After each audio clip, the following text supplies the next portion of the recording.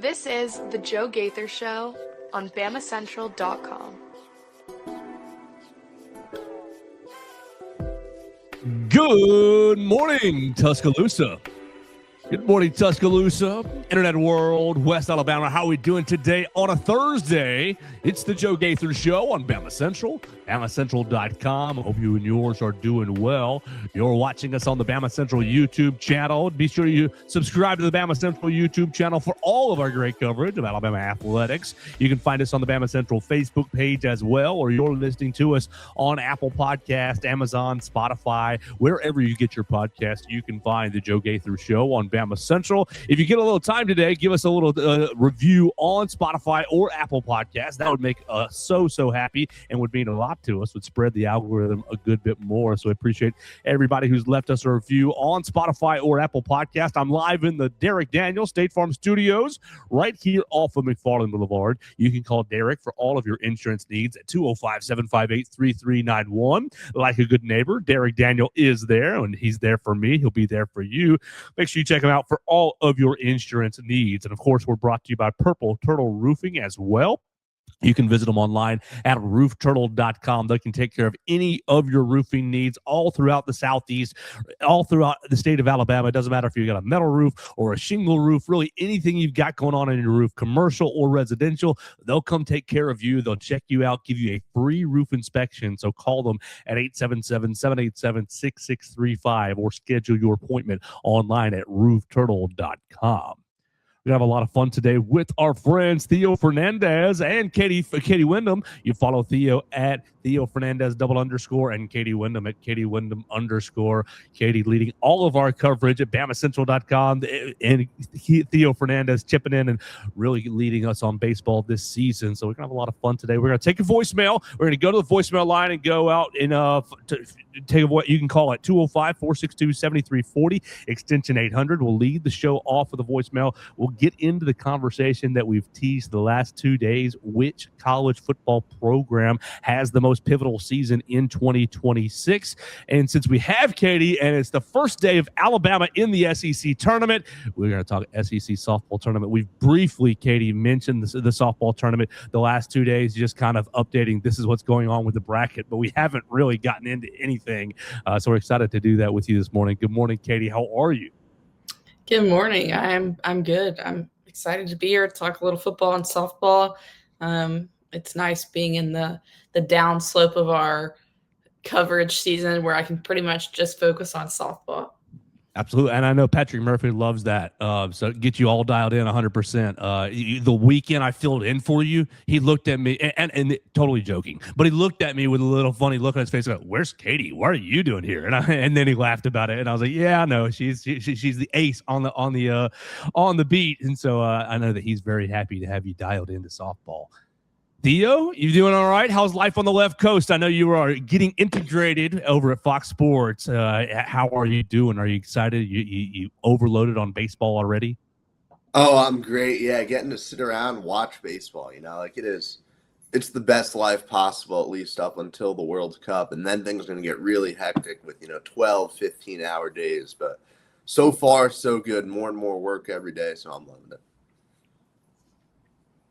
All right, so I don't think I saved my voicemail correctly. I'm resaving it right now because it wasn't in my files. When it comes up, we'll lead off with our voicemail. It's only going to take about 10 seconds for it to save. And Hunter Brantley called. Hunter, you've been great this week calling. I really appreciate that. I appreciate everybody who calls us on the voicemail line. We've had a couple from Hunter this week, a couple from Everett. Here he is this week, yesterday, calling us. And you can call at 205-462-7340 if you've got a topic on your mind, a question, a comment, a query, or complaint. Here is Hunter Brantley.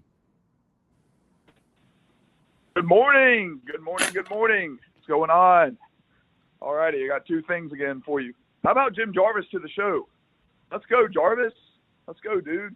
I find it really crazy because in the offseason, I asked Bond about the Bediako versus NCAA lawsuit, and he was like, yeah, jokingly, I was texting Jim Jarvis, and I was like, if spring training doesn't go well, I'll see you back here for SEC play. And I guess it went well. I just thought that was crazy that he name-dropped him. Again, another example of crazy foreshadowing by yours truly. I mean, I just know it. I know it all. I can call things before they happen. It's honestly kind of scary. Like, I'm not going to lie. It's really scary. So congrats, Jim. You're going to do great. Go Braves. Anyway, I've seen a lot of this surfing on Twitter and Facebook and Instagram and everything. A lot of people are saying that Alabama didn't improve from year 2 or year 1 to year 2. And I just disagree with that wholeheartedly. I know there's some people that didn't like the ending to the season. I also did not love the ending to the season. But, I mean, I thought we got better, you know. I didn't think we got worse. Do you think we overachieved? Maybe. That's kind of the big question I want to ask you guys. Do you think we overachieved last year? I know we didn't run the ball. We didn't have a real balanced offense. We were kind of one-dimensional at times.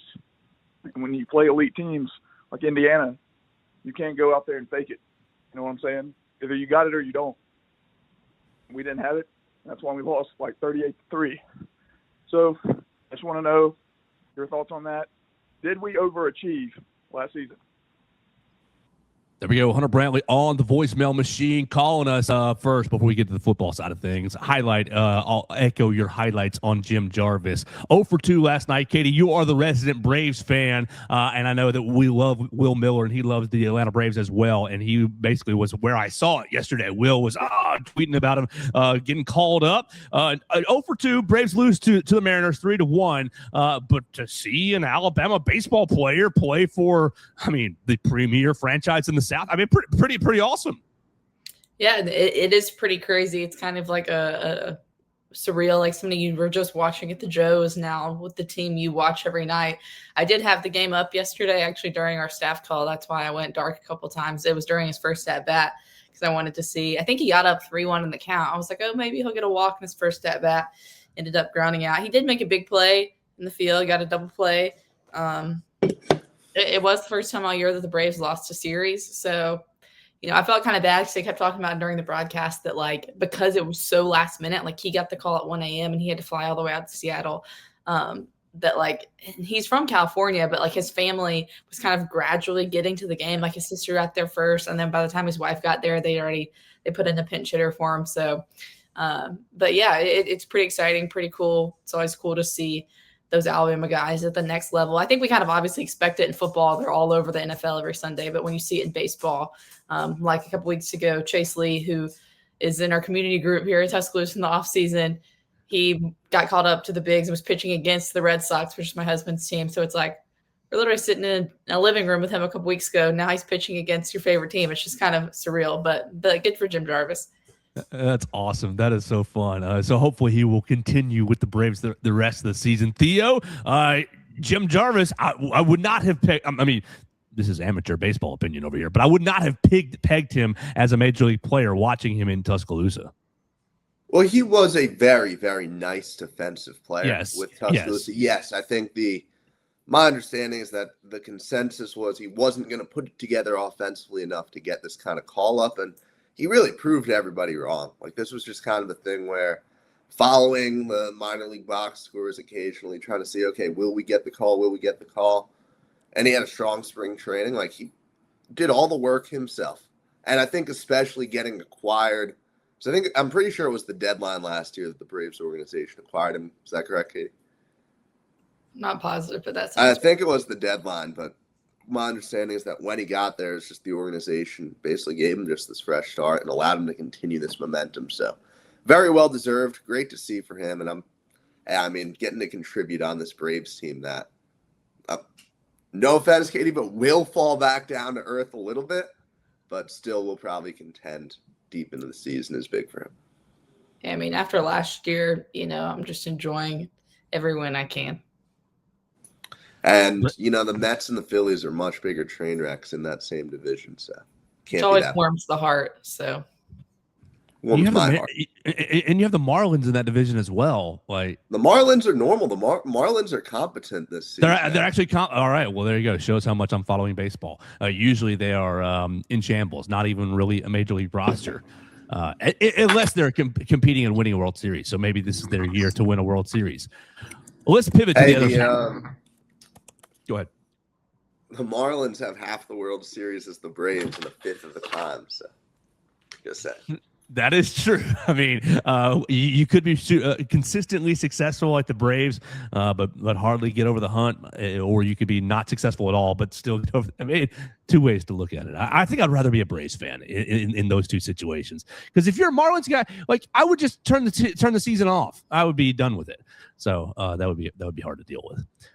The other side of the coin of that phone call, we appreciate you, Hunter Brantley, calling on the voicemail line, was a football conversation. We'll use your football conversation to get into what we had planned with the who's got the most pivotal season in 2026. But first, his question, Katie, was about Alabama improvement. Did Alabama improve in year 2 under Kalen DeBoer? Obviously, you have the 2 blowout losses at the end of the year, the SEC championship game and the Rose Bowl, that stick in your mind.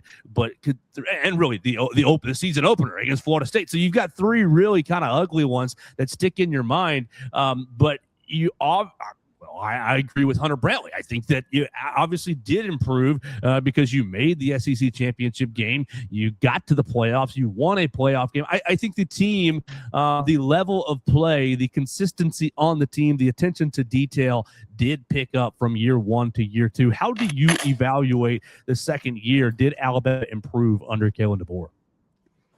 I think they definitely did. It is a hard year to analyze because of the things you just said. They got blown out twice, and basically Saban in 17 years got blown out 1 time, and it happened 2 times in 3 games for Alabama where they're just not really competitive. And then the opener, I mean, I would like, that game was such a fever dream is not the right word. I just could not believe sitting there in the press box in Tallahassee what I was seeing after all the talk in the offseason, how they improved this team's focus, blah, blah, blah. And then they just come out to lay an egg week 1. It was just, but then they bounced back from that. They had the great stretch where they won 8 games in a row, or whatever it was, 4 in a row against ranked teams. I think you had 2 very different quarterback situations in year 1 and year 2 under Kalen DeBoer. I think year 2 is a little bit more what he wants to do. Obviously, the run game did not improve because of the quarterbacks. It was very different run games because you had Jalen Milroe in 2024 that could run the ball. Some that did run the ball a lot. Last year, you really had no one that could run the ball ever. Just, it was abysmally bad running the ball. But I think overall they did improve as a team. I think in year 1, I think we saw the defense was pretty reliable from after that Vanderbilt game that they lost in Nashville. And then I think last year they were really pretty reliable for most of the year. I know Indiana kind of started to blow things out of the water, but I think there was a little bit of folding the tent in that game. So I think the defense definitely improved. I think the offense improved. I think there's a lot of improvements to be made this year, which is what we'll get into in a little bit. But I think they did improve. And I think kind of what was the second part of his question was that did they overachieve? I don't think they overachieved. I think it's kind of what the expectation is at Alabama is to make the playoff. I mean, Saban made it, 8 out of 9 years in the 14 format that he was there, and there was only 4 teams, I think, with 12. Alabama should be one of the top 12, 10 teams in the country every year and be competing for that spot. So I don't think they overachieved. I think maybe relative to some of the injuries they had and just the offensive line situation, but I think did you put yourself into that position with offensive line situation? So I think there were improvements from year 1 to year 2, though, and I think if there hadn't have been, I think there would have been a lot more angry people in Tuscaloosa. It's hard for me to go out here and say in any way, shape, or form that a team that lost by 35 points in a quarterfinal game overachieved. I mean, that argument does not really add up for me. To kind of go on the flip side of this, of what Katie said, or at least try to understand where this take is coming from on the did Alabama improve? Because at face value, I think, yes, there was some improvement. I think one of the big things is that in both of the seasons, you had fatal flaw that was unable to be resolved over the course of the season. Like in 2024, we saw the downfield passing, right, be a problem. We kind of had it teased a lot. For example, in the Tennessee loss, right, where you're still riding pretty high. You lose that game. You're knocked down to earth a little bit. And you saw that whole game. Jalen Milroe can't get the ball down the field, struggling to get the passing offense going. And then it all culminates, big blow up in this Oklahoma game where it felt like pulling nails at the time, pulling teeth. And then you look at this year, and it's the running game the whole time, and it's a mix of the running backs, the offensive line. We spent a million press conferences and watching all the film, trying to figure out, okay, what can be done to change this? And in the end, the answer was basically nothing. So I think a lot of maybe the confidence that is lost in the program just comes from 2 seasons of a very similar situation where you're just waiting to see something change, and it never does. You're banging your head against the wall and you just can't break through. So I understand some of the frustration coming in from that. And I also understand, as Cam implies on the comments, like almost fans sitting around expecting, okay, what's it going to be this year? Yeah, I think you did improve from year 1 to year 2, but you didn't improve enough. I think Katie, your point about the defense from 2024 after the Vanderbilt game, really through all of 25. You had the Florida State performance that was pretty ugly, and the Indiana performance that was pretty ugly defensively. But the 12 games in between there, I thought the defense really played largely pretty well throughout the 2025 season. And so I think you did improve on that side of the ball significantly in a consistency basis. Now, I think the turnover numbers went down just a little bit, but just as far as overall consistency and attention to detail in the run game, I mean, we were all worried about Vanderbilt running through Alabama, and they only had really just that one big run in the early part of the game. I think Alabama improved defensively from year 1 to year 2. I think that's pretty evident. Offensively, Theo, your point is pretty spot on with these 2 really big problems. You couldn't run the ball at all this year, and so did you improve offensively? I mean, I don't really think you improved in the run game. Your passing game definitely improved. Your offensive line, I mean, you protected Ty a little bit better, but part of that is Ty getting the ball out of the out of the pocket and delivering the football instead of holding on to the football in comparison to Jalen Milroe. So it's really hard to say if the offense overall, I mean, they played better. Did they improve? I don't know. I think defensively you definitely improved, but overall on the whole, the program didn't improve enough to satisfy the Alabama fan. Now, did you overachieve? I'm going to disagree with you, Theo. I think you did overachieve. You made the SEC championship game. You rattled off 8 straight wins after getting beat by Florida State, and you got to the quarterfinals. You got to the quarterfinals in a year where, as Katie said, you didn't run the ball at all. You had the second worst rushing offense in the SEC. And I mean, you were inept on half of your offense. And so to be inept in half of your offense and to still take the season as far as you could take it, I think is overachieving.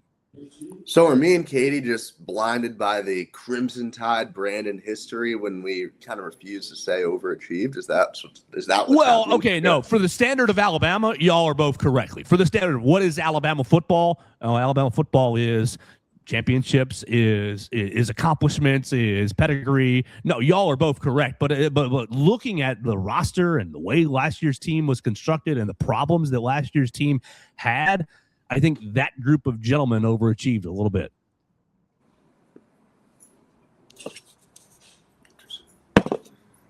Interesting. Do either of you want to disagree or rebuttal? No. If you don't, it's okay if you don't. I just didn't want to step on anybody's thoughts. No, I don't have a problem with that statement. Yeah, it's kind of you could. Obviously, that's why Hunter asked it. You could make both arguments that they did overachieve relative to what the roster had and what that team could do. And then I think relative to what the standard and expectation is at Alabama. And I think if you look at where they were in that 4-game win streak, or even where they were at the end of the regular season beating Auburn, I think they ended up underachieving based on what that season could have been at one point. Ty Simpson regressed a lot, which – you know how much of that is due to all the injuries and illnesses he was dealing with. I mean, you look at him at one point midseason, he's a Heisman front runner, and then he doesn't even end up being a finalist. So I think relative to even what they got to at some points in the season, I don't think they overachieved. That's all good. I like to, the conversation is more fun when people are disagreeing. So I like that. Hunter Brantley, appreciate the call. You can call on the voicemail line at 205-462-7340, extension 800 if you want to bring a topic to the table, a question that's on your mind, or if you want to highlight a story like he did with Jim Jarvis. Katie, speaking of a story that we highlighted earlier this week, and this just came to my brain, do you know anything about this young lady, Elizaveta Grabenkova, the 5-star gymnast who has flipped her commitment from Auburn to Alabama? We mentioned it on the Monday show, maybe the Tuesday show, but that was essentially all we said. Do you know anything more about her? I don't know anything. Like, I don't know enough about gymnastics film to like break it down. But I mean, she's one of the best gymnasts in her class, obviously based on her ranking, and everything I've seen on Twitter is that people are really excited about her. I feel a little like culpable because I think I was the first person to retweet Justin Lee's tweet, and it had been up for like 30 minutes and had like no interaction, and then ended up being like a 150,000 view tweet, which, you know, in some ways is good for him. I think he got a lot of negativity from Auburn fans, and then the gym tournament is a very interesting place. But I mean, I don't keep up with gymnastics recruiting a ton, and it's kind of a unique sport all on its own. It's had to shift a lot because back in the day, it used to be, because gymnastics is such like a serious sport for youth. Like, they train so hard from the time they're like, a lot of them become homeschooled just so they can train all the time. That it used to be they would commit when they're in like 7th, 8th grade, and then the NCAA changed the rules. And so Auburn had a coaching change. So I'm assuming that's the main reason why she flipped. But I've always heard that Ashley Johnson and her staff are really good recruiters. Supposedly the class even before this was going to be really good. So which kind of what we're about to talk about with football, who has a pivotal year. I think they have a very pivotal year with gymnastics coming up, which obviously that's really far away. But after them being top 3 basically all season and then not making the Final Four, I think they've got a big year coming up, especially with a big class coming in and not losing a lot. Well, we will follow that with Katie Windham by subscribing to Crimson Flame. You can subscribe to Crimson Flame on all the places where you get your podcast, and Katie will bring you weekly episodes and updates on Alabama women's athletics. So you can find that on all your favorite podcast platforms. Cam, I appreciate your comment earlier. You commented and Theo highlighted it. Cam Metzger on the Facebook machine. You guys can leave comments on the Facebook machine. Cam says, I hate to say it, but I can see this team taking a dramatic step back this upcoming season. Offensive line is going to hurt us. Whew, I think he's probably spot on right there, and that will spin us into the conversation we've teased for the last 2 days. Theo, who has the most pivotal college football season coming up in 2026? Ari Wasserman of On3 Sports writes that Southern Cal, LSU, Clemson, Utah, Michigan, and Miami all have more pivotal seasons, more on the line for the state of their programs than Alabama. He has Alabama as number 7 on his who has the most pivotal season in the next season. Colorado 8, Tennessee 9, and South Carolina 10 round out his top 10. But are there really 6 programs that have more important seasons coming up than Alabama, Theo? I like the USC take. Kind of agree with that one. LSU, no way. First year, I'm sorry, I know you hired Lane Kiffin. First year head coach, that's a bad take. Colorado actually probably does have more to prove, right? You know, the Deion experiment. I think we're past life support. I think like I think we've already flatlined there, but maybe he revives. Reread that list while we think about this. You're so 1 is Southern Cal, 2 LSU, 3 Clemson, 4 Utah, first year after Kyle Whittingham. Then he puts 5 Michigan, first year after the scandal and hiring Kyle Whittingham. 6 Miami. Can Cristobal get over the hump? And then, of course, it's Alabama. And are you going to fire Kalen DeBoer if you don't win a national title? Ooh, you know, that angle. I'll give Clemson, absolutely. Clemson's a no-brainer. So I'll go Clemson, USC, Colorado, absolutely. I struggle to put any of the other ones above Alabama. And part of the big reason for me with this is you look at a program like Michigan, right? Where, okay, we're a couple years removed from the real success, right? You've obviously been involved in 2 scandals now, one much bigger than the other. Which one's bigger than the other? No. Pause. Is the coach look? There's a real debate. Is the coach stepping out on his wife sleeping with a staffer? Because that's pretty scandalous. is that more scandalous than potential assistant coach cheating scandals? Joe, it's not. It arguably isn't even the biggest scandal involving the coach sleeping with someone in football this year. So no, I was gonna say that the cheating your way to a national championship is bigger, but I don't know. I mean, yeah, they're both pretty severe, right? Yeah, because one got the coach fired. Yeah. Obviously, the previous coach has the cheating scandal. Continue. I think Michigan has a lot of major dramatics, and I think Michigan's at the end a of the good day, pick. right? They could go through all these scandals, and in this era of college sports, right? Because you haven't faced any punishment as a program. Don't ask me how that happened, but you have the money to revive the program at any time. So frankly, year one of the Windham era could go poorly, right? And it won't matter because you'll still be able to round up the money. You'll still be able to put things together. Like, it's just hard for me to go out and say that a program like Michigan, it has anything to prove this year. I don't see that argument, really. Miami is an interesting one. I know you'd think they'd be a pretty similar position to Michigan, but with Miami, you have the opportunity to really establish yourself as, okay, we are officially back to, it wasn't just a one-year fluke. We are, there's a power vacuum in the ACC, right? Miami can be the program in that conference. So I'll put Miami kind of close to Alabama. Alabama has a lot to prove. I'm not denying that. But I think there are a few programs I would put over the top. Katie, does Alabama's contract extension to Kalen DeBoer, 3 weeks ago now, does that take some of the something to prove out of the season this year? Because, even if it goes poorly for Alabama, they're really unlikely to make a move off of Kalen DeBoer based off the buyout and all the setup and the extension that they set themselves up with a couple of weeks ago. How do you view this year 3 under Kalen DeBoer? How important is it to have major success for the Crimson Tide? Yeah, I was going to say if it weren't for that contract extension, I would say this is a very, very pivotal year for Kalen DeBoer. I think in my view, kind of it being a pivotal year and something to prove are kind of different. I think there's still a ton to prove for Alabama and Kalen DeBoer this year. Like, he has got to, like we talked about earlier, improve on what he's done. But I don't think it's a pivotal year for him anymore because, like you said, it's highly unlikely they make a change after this year unless Alabama goes 5-7 or something, which I don't think is likely. I just based on all the details of that contract and how tight Greg Byrne seems to be with money at Alabama these days, I can't imagine them doing this huge extension and the buyout and all that stuff and then firing him for not making the playoffs or for losing the first round or not making the semifinals or whatever it may be, whatever fans' expectations or standards are. So I think there is a ton to prove, though, for him because it's kind of a weird balance of fans being frustrated with Kalen DeBoer that he's not Nick Saban yet, but then also every major college opening Kalen's name is tied to. So obviously people think he's a good coach,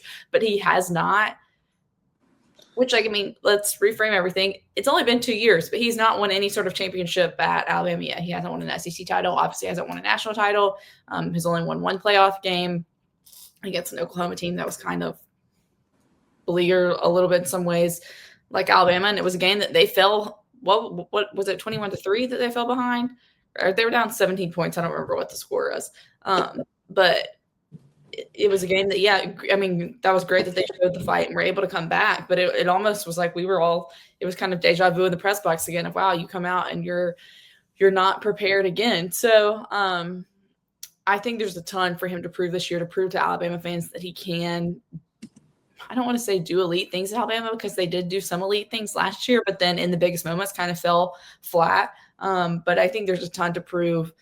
But I don't think it's necessarily a pivotal year for him anymore because how could it be with the contract extension they gave him? I think if he was just still under his normal contract, I would say this is a huge year for him. He's on the hot seat if he does not, probably win either an SEC title and potentially, I guess, based on all the talks you see on Twitter, what could be one of the last years of an SEC championship game, with conference championship games potentially being removed, or if he doesn't make a semifinal or something. Obviously, Alabama fans want another national title. It's kind of crazy how long it's been now since Alabama's won one. And once again, that's reframing it in the standard of the rest of college football. For Alabama, it's been since 2020. Other teams would kill to have that, but for just kind of the consistent. For some teams, it's been since 1998. Yeah. Some teams in some neighboring states. But yeah, I think just based on the I can't think of the right word I'm looking for, but how often Saban was winning them, Alabama fans got used to that. And then now it's been since 2020. So we've now had shout out to Jamarian Latham for just keep sticking around. So there's still somebody on this team that was on the last championship team. But really the last two, or just this last class, or the first ones, I guess been the last two to have not won a national title since the Saban era started. So folks in Tuscaloosa are getting antsy, and I think for good reason, but I don't know if I don't really think it's necessarily a pivotal season for Kalen anymore.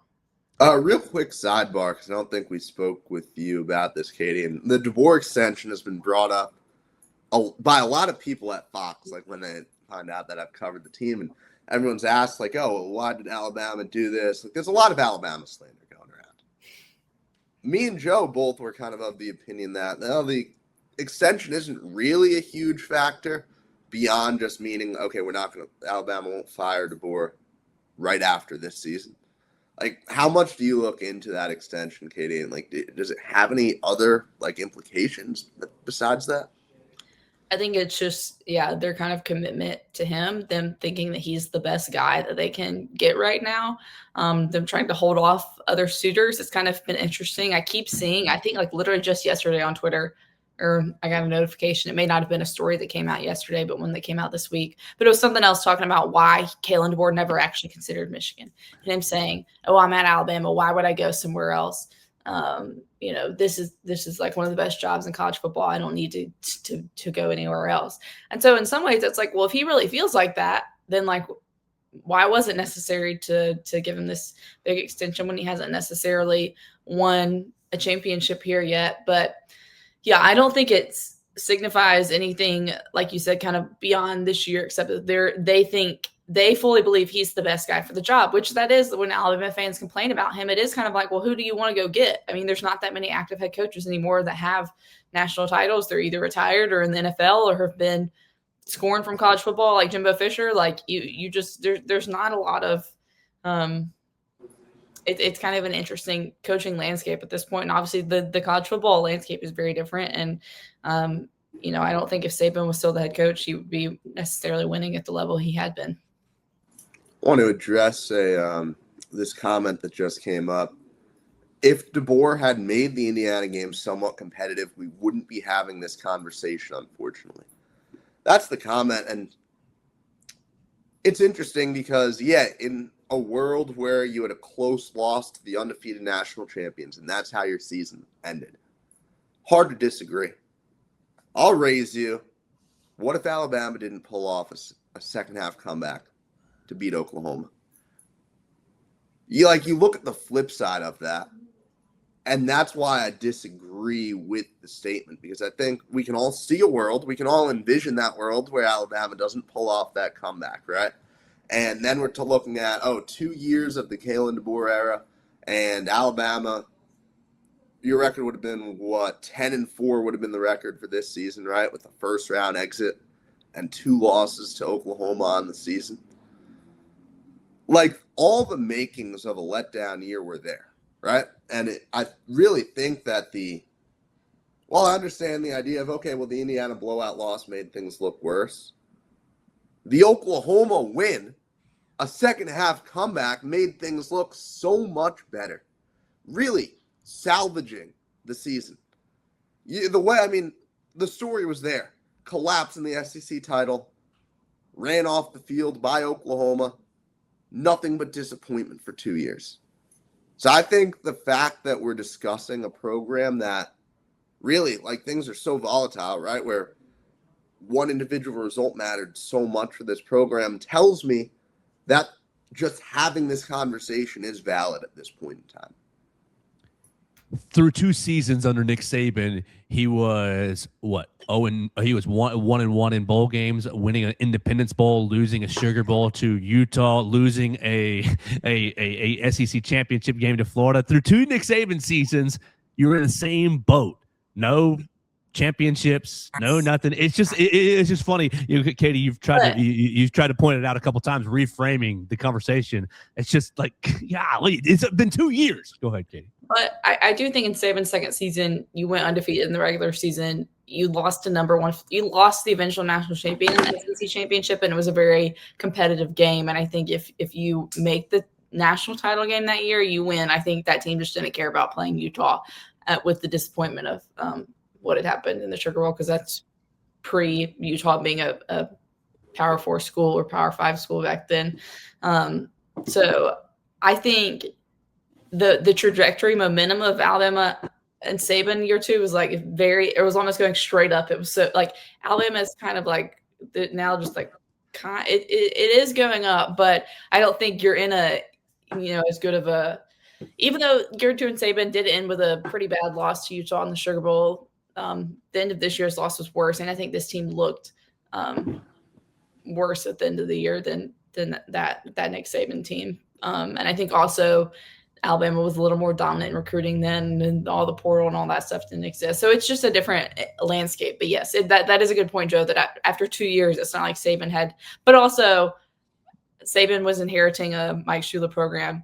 Kalen DeBoer inherited a Saban program. So they were also starting from very different places. I think you're spot on, Katie, and very, very good context right there. The last question I have on this topic, and then we'll highlight the SEC tournament and find out how far Alabama can go up in Lexington. Theo, you can go ahead and start this, because, look, everybody knows if you win a national title, you win an SEC title, you leave 2026 with a ring of some kind, right? You leave 2026 with a ring of some kind. The Alabama fan base probably settles really, really, okay, we're in a good spot. We got a ring. We can keep going. Outside of winning a ring, because that's the obvious thing, what can Kalen DeBoer do to settle the kind of uncertainty, to settle the anxiety? Can it just be simply, hey, we don't get blown out one single time? Can it be simply, we don't lose on the road to bad football teams, going back to the first season? Can it be simply, hey, the offense looks competent on both sides of the football, or we just look physically more into the game? There's got to be something outside of winning a ring, Theo, because that's the easiest, most obvious choice. That will settle the fan base. Outside of winning a ring, can Kalen DeBoer do anything in 2026 to really inspire confidence throughout the entire fan base, even the fringe crazies? I don't think so. I really don't. Your time to win brownie points by playing consistent football was year 1 and 2, right? We are now at the point where the fan base is demanding success. So I think it has to come from a ring, whether it is an SEC championship ring, whether it is a Sugar Bowl ring. We got to the semifinal. Look at this. We had a clear step forward as a program. Like, I just don't think, I don't know what, an 11-4 loss in the quarterfinal, but hey, we played in close games. I don't think that'll move the needle all that much anymore. It would have moved the needle a ton last year. If that had happened last year, you would have a program and a fan base that was completely together. That was, yes, we're ready to go into year 3 of the Kalen DeBoer era. This is our guy. The dynasty is going to be back and rolling better than ever. Like, you would have the full confidence. I don't think that possibility exists anymore in year 3. Plain and simple. I think it's time for put up or shut up, get the program to a new point under Kalen DeBoer. I think fans it won't like satiate stuff, but I think they will feel better about him if Alabama does not get blown out this year, or if they do not lose to a lesser opponent. I think those are 2 things that did not happen under Saban. They didn't get blown out by anyone. Really, the only blowout after his first year, and even their first year, they didn't get blown out, but was that national championship in Santa Clara to Clemson. Just a very weird game. Other than that, Alabama really did not get blown out under Saban. And then they did not lose to unranked teams. They did not lose to lesser opponents. The only time I think after his first year that they lost to an unranked team was that Texas A&M game in 2021 with Bryce Young, or was it 21? And that was really only because like that A&M was a ranked caliber team. They had just lost some games. But he didn't lose on ranked teams. And that's been two, I think, jarring things for the Alabama fan base under Kalen, is that Vanderbilt loss in year one was jarring. Losing to Oklahoma that year, jarring. Getting blown out by Florida State, losing to Florida State after they're coming off a 2-10 season. Pretty jarring for Alabama fans. Getting blown out by Georgia and Indiana, not what they're used to. So I think that will be something that it won't satisfy the fans, but I think they will feel better about him if Alabama avoids any blowouts or kind of losing any games that they should have won. We're going to have a lot of fun the rest of the summer talking about the 2026 Alabama football season and the football season coming up. You can follow us at BamaCentral.com for all the coverage. Follow Katie Windham at Katie Windham _ Theo Fernandez at Theo Fernandez _. I am at Joe Gaither 6. Let's pivot and land the plane and talk about SEC softball here in just a minute. But before that, we want to tell everybody that we're brought to you by Purple Turtle Roofing. At Purple Turtle Roofing, we're not just another contractor. We're your neighbor and your advocate when it comes to protecting your home or business. With years of hands-on experience, top-tier certification, and a commitment to excellence, we've built a reputation as Alabama's go-to roofing solution. We specialize in residential roofing, commercial roofing, emergency storm repairs, full-on roof replacements, insurance claim support, and more. You can call us at 877-PT-ROOF-5 or visit us online. Very easy. Just type us in, Purple Turtle Roofing. Just type in roofturtle.com. You can type in roofturtle.com and check out all our products and services, metal roofs, shingle roofs, get an idea of how to redo your home, get an idea of how to revamp your business. Roofturtle.com for all of our products and services. Check them out online right there. Roofing with heart, built to last. Purple Turtle Roofing. All right, we are here on a Thursday, and we're getting ready. It's a big day for Alabama softball as the Crimson Tide is taking on the Arkansas Razorbacks in the quarterfinals of the SEC tournament. This game will be on at 1 o'clock Central Time on SEC Network. If you are itching for some softball, you'll already have some at 10 a.m. Auburn and Florida will start today, but you'll be able to see all the coverage on SEC Network. You'll be able to follow all of it on BamaCentral.com. Katie Windham will be covering it. Alabama lost one game to Arkansas this season, but won the series. One of the many SEC series that they won this year. They won all but one. Katie, what are you expecting today from the Crimson Tide? What are you expecting in the tournament? Theo and I, in our brief softball conversations this week, have essentially said that the bracket is pretty wide open for Alabama to get to the finals. Yeah, it's been an interesting SEC tournament so far. The fact that Auburn's even still playing, like you said, they played Florida this morning, is shocking.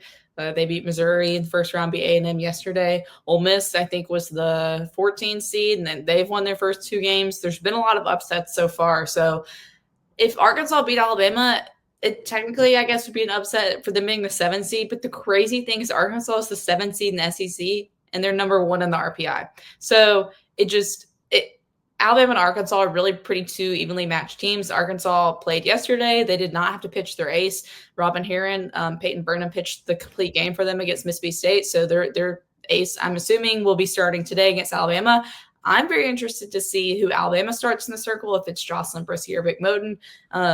Vic Moten had one of her worst outings of the year against Arkansas. That was the second SEC series, first home SEC series. So it was back in mid/early March.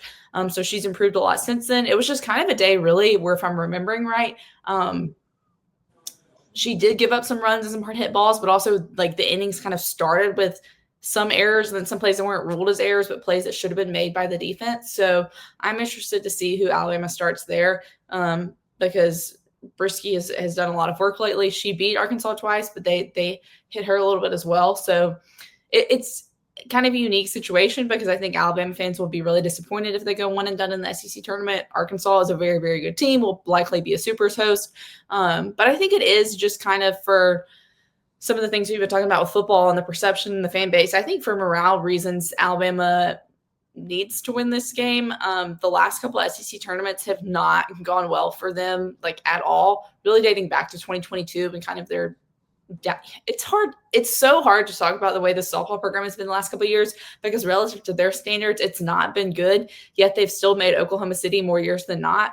But the regular seasons and the SEC tournaments have not been great. I think in 2022, I think they lost to Missouri in the first round, and that was the first time ever they had lost their first game in the SEC tournament, which is crazy and just shows their level of consistency and success. Last year, I believe they went one and done, or maybe either 2024 and 2025, one of the years they went one and done, and then one of the years they won one game and then lost the next. I think that was last year. I think 2024 was the year they lost to LSU in the first game. That was like 14 innings, and I felt bad because Hunter was covering it for me because I was in Costa Rica and the game went 14 innings or something like that. So I think they need to, just how this season's gone, I think getting so close to the SEC regular season title and then not getting it just because of how good Oklahoma is. I think they need to win probably at least one game in the SEC tournament. Though, relative to their NCAA seeding, they don't need to do anything in this tournament. This would only bolster them. I think they're pretty much locked into a top 3 seed in the NCAA tournament. But I think kind of for morale reasons, it would be good for them to get a win today in Lexington. Well, you'll be able to follow it today at 1 o'clock. Make sure you're following Katie Windham at Katie Windham. Approximately 1 o'clock. Tournament time, you never know. So yeah, we'll keep y'all updated though. Yeah. Katie, what's your take on the softball tournament moving to Huntsville? Not going rotational as it's been through different sites, but now moving to Huntsville. I love it. I think it's great for the sport. There was a lot of like, I don't want to say anything that'll get me in trouble. Negative discourse online when it was announced that this was a disservice to women by playing it on a baseball field.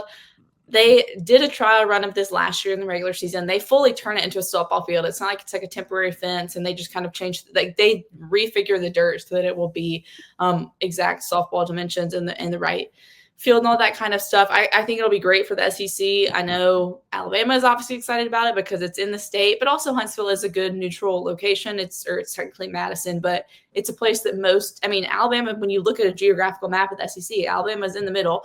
So it's a place a lot of teams will be able to bus to. I think Huntsville is a city that's grown a lot, so there will be a lot of places for fans to stay. It'll be great for me because I'll probably go most years now, that it'll be just up the road compared to kind of different spots around the SEC. More fans will be able to be there. It's kind of funny, just covering softball and gymnastics. I get a lot of stuff on my feed on Twitter, fan bases that like I don't cover, but because they're tweeting about softball, they come up. And an Oklahoma fan tweeted something yesterday about how the capacity for the SEC tournament is 2,000. The Big 12 was 10,000 because they played at the stadium in Oklahoma City. There literally is no other softball stadium like that in the country. That's why for the LA Olympics, they're playing softball in Oklahoma City, which I don't love that. But there's no other venue like that in the country. And so the fact that they're trying to do something different, I think is great. I think it'll be great for the sport. I think it'll be great for the fans. It'll obviously be great for Alabama fans to be able to go there every year, live up in that part of the state, obviously, and then won't be a far drive for those in Tuscaloosa or Birmingham or Montgomery or whatever. So I'm excited about it. Is it going to feel like Alabama home games at all of these SEC tournament games? I'm sure Alabama will have the largest fan base every year, even though, like, I think when you look at Hoover for baseball, I think most people would probably say LSU, Mississippi State kind of have the biggest fan bases. But I think because of the location of it being in the state and how big of a fan base Alabama softball has anyway, I would think that they will have the most every year. But kind of with tournaments, you never know if you're going to go one and done. And I did ask Murph at the media availability this week. I feel like that there's discourse around a lot of sports that the conference tournaments, championships don't matter anymore. And I said, does the SEC tournament still matter to you? And he kind of danced around it a little bit. He didn't really say like, yeah, he kind of chugged about, oh, how cool it is that all the eyes of the softball world are on us for 5 days or however many it is. And it's the best teams in the sport. So I don't think it's necessarily teams like biggest prize anymore. I think there was something special about playing it on the campuses, but I believe the only 2 times that the host team ever won was Alabama in 2012 and 2021. Back to your question, I think it will be probably pretty pro Alabama when it's played up in Madison. But then also, you look, Tennessee won't be far away, Georgia won't be far away. Auburn fans. There will be a lot of Auburn fans there too. Oklahoma has kind of fans everywhere. So with softball, so I think it'll be a good location. She's Katie Windham. You can follow her at Katie Windham _. Katie, I'm glad you brought that last point up because I was going to ask you. Theo and I have talked about the SEC baseball tournament and how it's kind of been treated as a little bit of a pre-NCAA tournament exhibition. If you win it, great, but we're not going to burn all our arms. Does Coach Murphy's comments insinuate or make you think that maybe the softball side of things are also treating the conference tournament like a little bit of a exhibition? Not necessarily. And softball's a little different with the pitchers because they all just pitch a lot no matter what. So you're not necessarily worried about. I think everyone wants to win, but I don't think it's like it's not their goal. Their focus is what they're going to be able to do once the NCAA tournament starts. So I don't think they're treating it like an exhibition, but I don't think it's maybe as high of a priority as some fans would want it to be necessarily. I don't know. Y'all could go watch his comments. I think it was the first thing I asked him on the Bama Central YouTube page from his media availability this week. And you can kind of interpret the answers how y'all want if you're kind of curious about what he said. Because I don't want to put words in his mouth, but I did kind of ask him directly and he did not say, yes, this still means everything to us. So take that for what it means to you. Make sure you're subscribing to the Bama Central YouTube channel. You'll get all kinds of content just like that. You'll see Patrick Murphy's pre-SEC tournament evaluations and thoughts right there on the YouTube channel right there.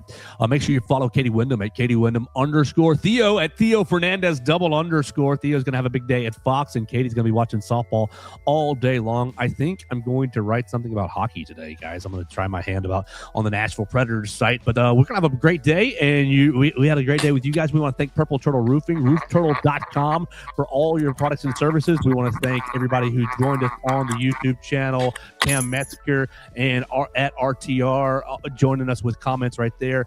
We appreciate Hunter Brantley giving us a voicemail at 205-462-7340 extension 800. Had a lot of fun. We're going to do it again tomorrow right here on the Joe Gaither Show on Bama Central, BamaCentral.com. Thanks for joining us on today's edition of the Joe Gaither Show on Bama Central. Keep up with Joe on all his social media pages at Joe Gaither6. Subscribe, rate, and review the show on Spotify and Apple Podcasts, and be sure to read us daily at BamaCentral.com.